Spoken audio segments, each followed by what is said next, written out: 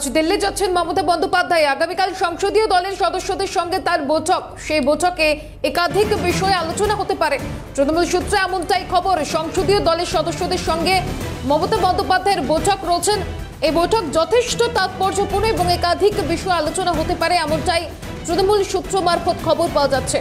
আগামীকালের সংসদীয় দলের সদস্যদের সঙ্গে বৈঠক রয়েছে। ঠিক কি আলোচনা হতে পারে এদিনের বৈঠকে জানবো। রাজা রয়েছে টেলিফোন লাইনে। রাজা, একদিকে এই বৈঠক যথেষ্ট তাৎপর্যপূর্ণ বলা হচ্ছে, অন্যদিকে ঠিক কোন কোন বিষয় নিয়ে আলোচনা হতে পারে কি জানতে পারছো? দেখো, তোমায় বলি যে আজকে দুপুরে কিন্তু মমতা বন্দ্যোপাধ্যায় তিনি যাচ্ছেন দিল্লির উদ্দেশ্যে এবং আগামী সংসদীয় দলের সদস্যদের সঙ্গে তার বৈঠক রয়েছে। এখনো দলীয় মতো জানতে পার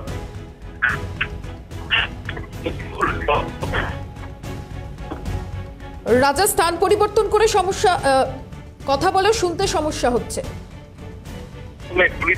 জিতলাম আর দায়িত্ব শেষ না হবে না। সাংসদদের আগামী 5 বছর নিজের সংসদীয় এলাকায় নিবিড়ভাবে কাজ করে যেতে হবে। সব থেকে যেটা বড় বিষয়, মমতা বন্দ্যোপাধ্যায় তিনি কিন্তু এই কথাটি বলতে পারেন সংসদদের উদ্দেশ্যে। এবং একই সঙ্গে তোমাকে বলি যে নিজের সংসদীয় এলাকার জেলা সভাপতি, জেলা চেয়ারম্যান, বিধায়ক, প্রয়োজনে ব্লক সভাপতিদের সঙ্গে সংযোগ রেখে জনসংযোগ এবং সংগঠনের কাজ করতে হবে। এবং একই সঙ্গে তোমাকে বলি যে অনেক ক্ষেত্রে দেখা যায় যে অনেক সাংসদ তারা কিন্তু সংসদ অধিবেশনে যোগদান করেন না। কিন্তু এক্ষেত্রে মমতা বন্দ্যোপাধ্যায় এবার কিন্তু নির্দেশ দিতে পারেন নিজের এলাকার মানুষের প্রশ্ন কিন্তু তুলে ধরতে হবে সংসদে। কেন্দ্র কিভাবে বঞ্চনা করছে তার পুঙ্খানুপুঙ্খ তথ্য কিন্তু এলাকায় জানাতে হবে।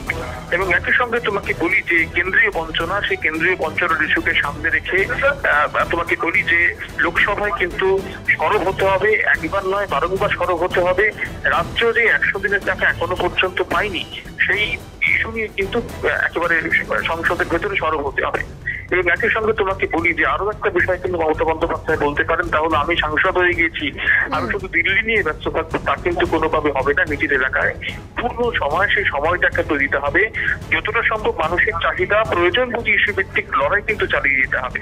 এবং একই সঙ্গে তোমাকে বলি জগদীশ বসুনিয়া, কোচবিহারের যে সাংসদ জগদীশ বসুনিয়া, একই সঙ্গে আলিপুরদুয়ার থেকে রাজ্যসভার সাংসদ যিনি গিয়েছেন প্রকাশ্যে করায়, তাদের কিন্তু বিশেষ দায়িত্ব দেওয়া হতে পারে বলে এখনো পর্যন্ত সূত্রের খবর।